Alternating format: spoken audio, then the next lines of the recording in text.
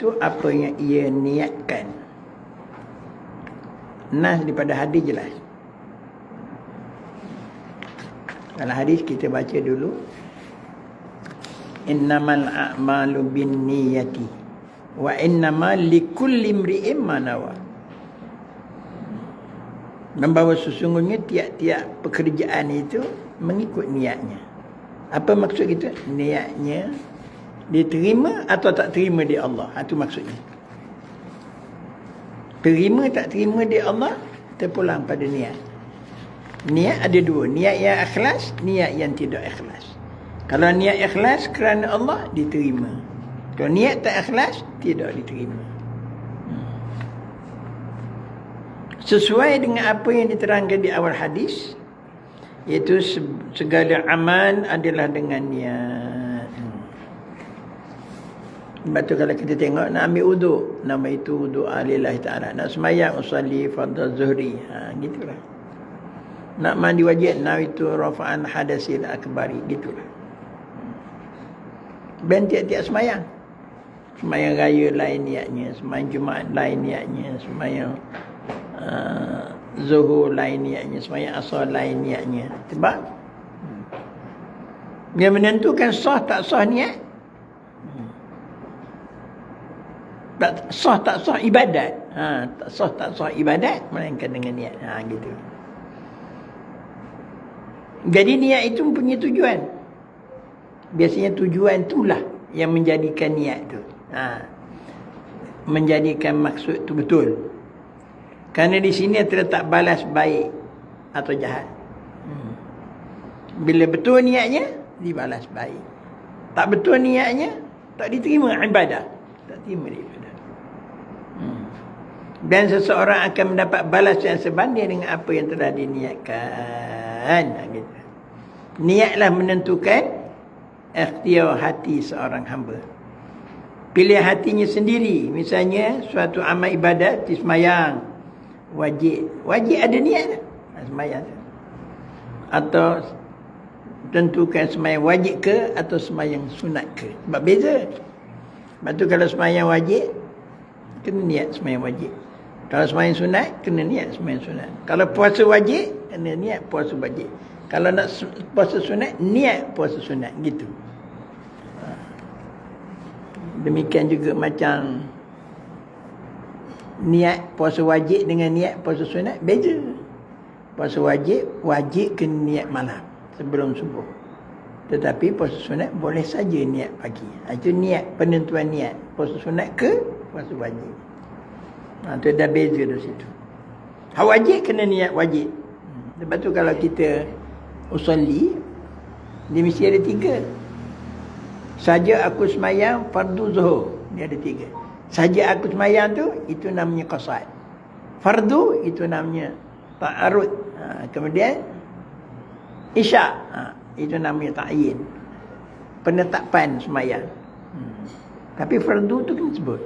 Kalau kita saja aku semayang zuhur kerana Allah Ta'ala, tak jadi. Tak jadi semayang wajib tu. Jadi semayang sunat. Tak boleh. Saja aku semayang fardu zuhur mesti. Saja aku semayang fardu isyak gitu. Nampak gitu ya? Jadi ada khusus gitu. Seperti sembahyang yang wajib, ada sebut itu. Jangan tak beza. Sembahyang wajib kena sebut wajib, sembahyang sunat kena sebut, barulah sah. Betul tak boleh kita sebut sembahyang sahaja tu boleh. Dan beri balasan, Allah beri balasan. Mendirikan apabila sebut niat itu wajib ada ikhlas. Itu dia. Inilah yang dinamakan ikhlas. Apa dia? Kerana Allah tu. Itu ikhlas. Mendirikan kerana Allah, bukan kerana apa-apa. Bukan kerana orang lain. Bukan kerana tunjuk pada manusia, bukan. Betul kerana Allah semata-mata. Kerana kita ni hamba, kerana kita ni lemah, kerana kita ni banyak diberi nikmat oleh Allah. Bila kita berasa hak tu, jadi ibadat kita serah 100% kepada Allah. Inna salati, sesungguhnya semayangku, wa nusuki, seluruh ibadatku, wa mahyaya, hidupku, wa mamati lillahi rabbil alamin. Itu benar. Hidupku, matiku, sembahyangku, ada ibadahku kerana Allah Ta'ala. Gitu. Itulah yang diperintah oleh Allah. Wa ma umiru illa liya'budullaha mukhlishina lahuddin. Dan tidak diperintahkan mereka orang beriman. Tidak diperintah kepada orang beriman melainkan supaya menyembah Allah dengan penuh keikhlasan. Wa ma umiru illa liya'budullaha mukhlisin, penuh dengan keikhlasan, suci hati. Dalam erti kata kerana berterima kasih pada Allah. Allah banyak beri nikmat pada kita dan aku beribadat kepada Allah kerananya. Rasa syukur, rasa terima kasih kepada Allah mendatangkan kesucian hati. Dengan menjauh kesesatan, mereka mendirikan sembahyang, menaikkan zakat. Demikian itulah agama yang lurus. Mendirikan sembahyang kerana Allah, menunaikan zakat kerana Allah, baca Quran kerana Allah, bersedekah kerana Allah sahaja. Apa? Mengharapkan pahala daripada Allah, mengharapkan keredaan daripada Allah. Itulah harapan kita. Maka baru namanya niat tu ikhlas. Jelaslah bahawa satu amal itu dianggap sah dan sempurna kalau diwujudkan niat. Dengan niat dan qasad. Sebab jelas suatu amal dianggap sah. Ini dengan adanya niat yang ikhlas, ibadat itu jadi sah.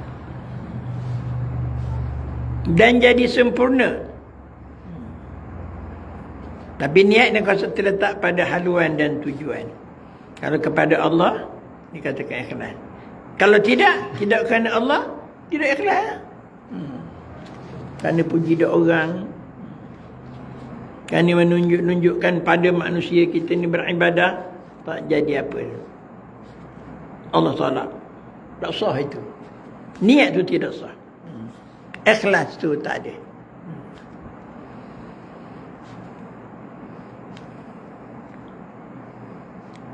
Kalau kepada Allah, namanya ikhlas. Kalau tidak kerana Allah, namanya tidak ikhlas. Mudah faham itu. Tegasnya niat yang terselit di hati ialah punca yang menentukan akibat amal. Baik amal itu kalau niatnya baik, jahat amal itu kalau niatnya jahat. Sekalipun amal itu lahirnya baik, malah niat itu pula ada kalanya dapat mengubah sesuatu perkara dan adat, menjadikan dia suatu jenis ketaatan dan jalan ke arah menampingkan diri kepada Allah Ta'ala. Baik niatnya, baiklah, pahalalah dapat. Jahat niatnya, dosalah dapat. Gitu. Menurut kesimpulan ini, orang yang makan dengan niat, ini untuk gua bahas sikit-sikit. Makan nasi, baik itu orang Islam dan orang kafir lain makan. Kita makan untuk hidup, orang kafir hidup untuk makan.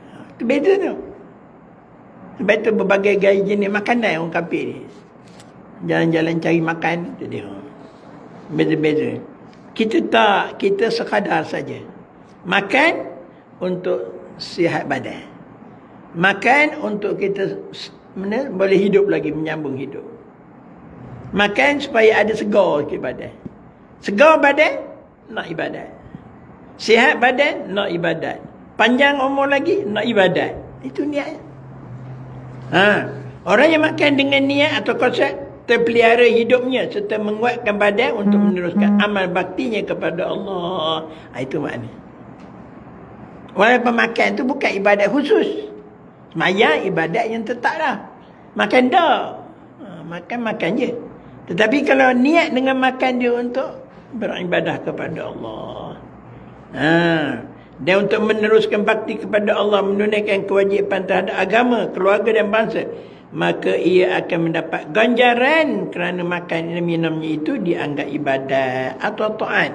Bukan sekadar memuaskan nafsunya saja. Nampak kita? Mudah je, bela je niat. Depan kita makan juga. Tidur pun, kita niat tidur tu. Nak bangun tahajud malam. Tidur awal sikit. Aku boleh bangun subuh besok. Aku boleh bangun tahajud malam. Niat gitu. Tidur pun berpahala. Makan pun berpahala. Gitu. Tapi ketetapan ini terbatas pada perkara yang harus pada syarak. Tentu dah. Maknanya awak jadi dapat pahala tu, buat kerja-kerja ibadat, kerja-kerja yang tidak ibadat pun dapat pahala. Apa kerja tu diharuskan oleh syarak. Kalau kerja haram, tak jadi. Tak jadi. Tapi tempat ini terbatas perkara syarak mengenai perkara yang haram, maka haram tetaplah haram. Tak ada lah kata ada orang berusaha mengumpulkan wang yang haram dengan niat yang baik, iaitu untuk bina masjid umpamanya. Kan kepelek. Cari duit haram untuk bina masjid. Adakah terima oleh Allah? Tak. Allah tak terima. Mencari duit haram tu pun dah haram. Perbuatan tu dah terkutuk. Kata kita nak gunakan buat masjid pula. Masjid tu pun tidak dapat kesempurnaan. Masjid itu digelar syubhat. Masjid itu pun terkutuk juga di sisi Allah. Tak jadi tuan-tuan. Tak terbina benda yang haram kepada benda yang harus. Gitu. Jadi yang dikatakan boleh jadi ibadat tu, Ustaz sebut tadi makan, Ustaz sebut tadi tidur, masuk juga berpakaian, termasuk juga mencari makan, mencari rezeki anak isteri, semua itu kerja tu amal dunia. Tapi niat kerana Allah dapat pahala. Dikira akhirat tu. Dan orang yang melihat perkara yang haram dengan niat baik, iaitu untuk merenung dan menikmati kesenian, keindahan ciptaan Allah misalnya, tidaklah pula dikatakan baik, sekalipun maksudnya baik, tak boleh. Dia kata dia nak melihat orang menyanyi, nak melihat orang berjoget, berungging benda-benda.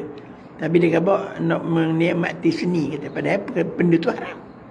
Melihat benda yang haram tetaplah haram hukum. Walaupun dengan niat untuk kesenian, walaupun dengan niat untuk berhiburan sekadarnya, tidak, tetap juga haram. Dalam dosa sama. Dalam dosa sama. Maksud baik, tapi jalannya tidak baik, maka hukumnya haram. Kerana kebaikan niat tidak ada pada barang yang haram. Pada barang yang haram dan barang yang makruh, tak ada. Tak boleh nak kona niat, tak boleh. Nak pusing balik niat, tak boleh. Berdosa, tetap dalam dosa. Sebab itu jaga-jagalah. Jangan kita ditipu oleh syaitan, ditipu oleh hawa nafsu. Dia kata tak apa dah, sekadar seni-seni begitu saja. Kita tulis sekadar merenung dan menikmati kesenian dan keindahan ciptaan Allah. Tidaklah pula dikatakan baik sekalipun maksudnya baik. Maksud baik, tapi benda itu tidak baik. Tidak ada jalan. Lil wasaili hukmul maqasid. Jalan untuk baik tu mesti baik. Jalan untuk baik dengan menggunakan jahat tak jadi. Tetap merupakan dosa, tetap merupakan yang haram juga. Jadi jelas pada kita, ya. Wallahu alam. Itulah perbahasan kita hari ini, bahawa tiap-tiap orang itu dengan apa yang dia niatkan. Sehingga kerja harian pun, kerja yang bukan khusus ibadat pun jadi berpahala. Itu hakikatnya akhirat itu. Tidak kata dunia semata-mata. Yang terkutuk dunia kerana dunia. Makan kerana nafsu semata-mata, kerana sedap je, itu kosong, tak ada pahala habuk. Itu jaga-jagalah baik-baik. Pasang niat baik-baik, makan untuk sihat badan, untuk ibadah kepada Allah. Buat betul ibadah. Makan yang kenyang-kenyang, ibadat malas. Buat ibadat kusut sangat gitu. Cuba juga tidur. Aku tidur awal, nak bangun tahajud malam. Malam tak bangun tahajud. Kita nipu diri kita sendiri. Orang gelar sahur. Tidur ni dia gelar sahur. Sahur tidur. Bukan sahur tu untuk dia bangun qiyamul lail. Sebab itu sunat tidur qailulah, tidur belah pagi sikit dengan niat dalam hati, aku tidur ini supaya aku segar sikit malam nanti aku boleh sembahyang tahajud malam. Itu namanya sahur siang. Sahur tidur, bukan sahur makan. Sahur tidur. Niat bangun. Tapi bangunlah betul. Sedar tak nak bangun pula. Rugi gitu. Wallahu a'lam. Ada soalan ke? Ali Jemaah sekalian tentang niat. Besok kita bahas beralus. Akan datang kita bincang tentang hijrah Rasulullah dan para sahabat. Anda mulai muka surat 60 kita sambung.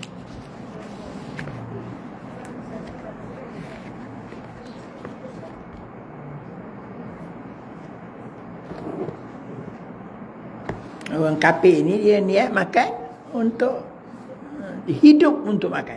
Kita makan untuk hidup saja. Untuk segar badan boleh ibadat. Sangat berbeza. Apa sama juga dia makan nasi, kita makan nasi sama juga. Dia makan lauk daging, kita makan daging. Tapi niat tak sama orang beriman dengan orang kafir. A'udzu billahi minasyaitonir rajim. Bismillahirrahmanirrahim. Alhamdulillahirabbil alamin. Wassalatu wassalamu.